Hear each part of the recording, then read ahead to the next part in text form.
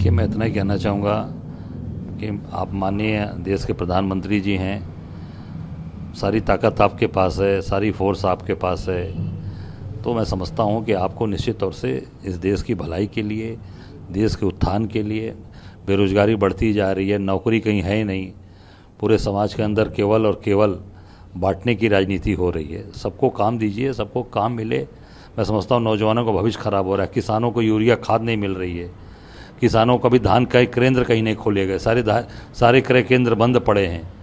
ये पूरी तरीके से सरकार डिफ़ॉल्ट होती जा रही है। अब केवल चुनाव चुनाव चुनाव, कैसे चुनाव जीतो, ईवीएम से जीतो, खरीद कर जीतो, पैसे बांटो, साड़ी बांटो, सब तो काम किया, कोई काम छोड़ा? बनारस में कोई चीज़ छोड़ी? मैं समझता हूँ कि ये सारी चीज़ें मोदी जी को शोभा नहीं देती। उन सर्वशक्तिमान हैं भाई, उनके पास तो सारी ताकत है इस समय। तो सब देश का भला करें, देश को उन्नति पे ले चलें और बंटवारे की राजनीति बंद करें और केवल चुनाव जीतने के लिए देश के प्रधानमंत्री न बने। देश को काम दें, देश को सुरक्षित रखें और देश को एकजुटता के साथ खड़ा करें। अर्थव्यवस्था की बात होती है, 18 महीने से जो जीडीपी है वो निचले स्तर पे चल रही है, बहुत ही नीचे गिर गई है। देखिए, मैंने यही कहा ना कि प्रधानमंत्री जी को देश की आर्थिक व्यवस्था पे नहीं ध्यान देना है। जीडीपी की बात नहीं करेंगे, पर कैपिटा इनकम की बात नहीं करेंगे, ठीक है ना, इस पे बात नहीं करेंगे। वो क्यों लिए करेंगे? विपक्ष ये कर रहा है, विपक्ष होकर सत्ता पक्ष में आप बैठे हो, आप क्या कर रहे हो? आप कौन सा काम कर रहे हो? मोदी जी को सत्ता दिया है देश की जनता ने, तो मोदी जी को देश को आगे बढ़ाना चाहिए, मजबूत करना चाहिए, देश को रोजगार देना चाहिए और पर कैपिटा इनकम बढ़ाइए, जीडीपी को ठीक करिए।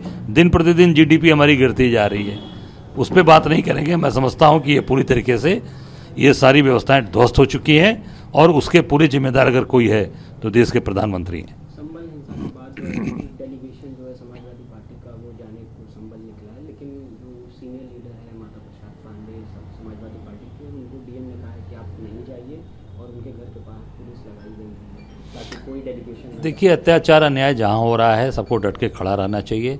हम सब लोगों ने भी पहले से कार्यक्रम घोषित किया था, हम 2 तारीख को वहाँ जा रहे हैं और पूरा, क्योंकि 1 तारीख तक इन्होंने रोक लगा रखी थी पहले, अब आगे की जानकारी मुझे नहीं है, इसलिए हमने 2 तारीख का ये किया कि उनकी जानकारी जो डिस्ट्रिक्ट एडमिनिस्ट्रेशन ने 1 तारीख तक रोका है, 2 को कांग्रेस का डेलीगेशन हम लोग 9 बजे प्रदेश कांग्रेस कार्यालय से निकलेंगे और निश्चित तौर से हम वहाँ पर जो अत्याचार अन्याय सरकार के द्वारा, पुलिस के द्वारा जानबूझकर ये कराया गया है, इसकी सारी जानकारी से अवगत होकर अपने राष्ट्रीय नेतृत्व को, अपने नेता खड़गे जी को, राहुल जी को, प्रियंका जी को अवगत कराएंगे। बांग्लादेश में जो इस्कॉन टेम्पल के प्रेस्ट को गिरफ्तार किया गया है, उस पर लगातार संतों का भी ये कहना है और कंगना रनौत का भी ये कहना है कि विपक्ष इस पर कोई ट्वीट नहीं कर रही है, कोई प्रोटेस्ट नहीं कर रहा है, कोई कुछ नहीं कह रहा है। नहीं, ये विपक्ष क्यों करेगा भाई? सत्ता में बैठे आप हैं, सरकार आपके हाथ में है।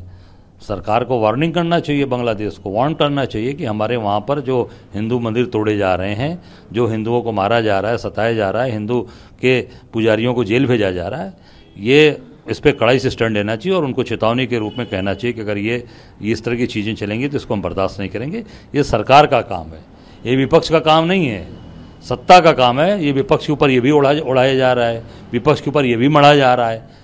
सत्ता पक्ष इस पर स्टैंड ले कि भाई पूरी तरीके से अगर हमारे वहाँ पर अत्याचार हमारे हिंदुओं पर होगी तो सरकार पूरी तरीके से इस पर कड़ा निर्णय लेगी। विदेश मंत्रालय ने एडवाइजरी जारी की कि गौतम अडानी को अमेरिका की तरफ से कोई सम्मन जारी नहीं हुआ है। क्या विदेश मंत्रालय अब अडानी और अंबानी को सेव कर रहा है? उनका कहना है कोई आधिकारिक। देखिए, ये तो पूरी सरकार ही जो है गौतम अडानी को सेव करने पर लगी है और गौतम अडानी जी को बचा रही है सरकार।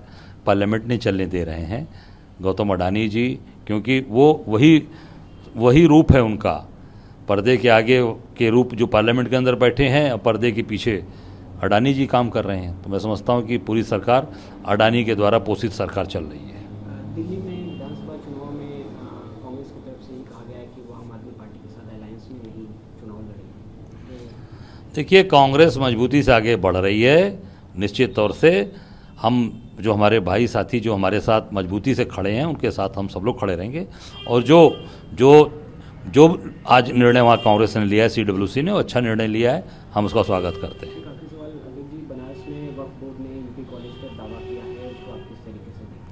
देखिए, ये मैं इतना ही कहना चाहूँगा ये जो पूरी तरीके से ये सरकार ये जो बड़ी बड़ी बात करके पुरानी चीज़ों को, जो मैं समझता हूँ कि जो नया बनाने का काम कर रही है, या पुराने जो चीज़ों को खोदा जा रहा है या पुरानी चीज़ों को निकाला जा रहा है, इससे निश्चित तौर से समाज के अंदर एक भाईचारे के भावनाएं ख़त्म हो रही हैं, आपसी तनाव बन रहा है आपसी।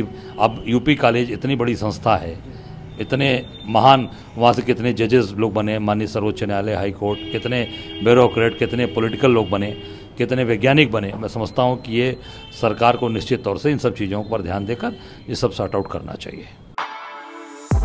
For exclusive and insightful videos, subscribe to our new channel ABP Live Premium.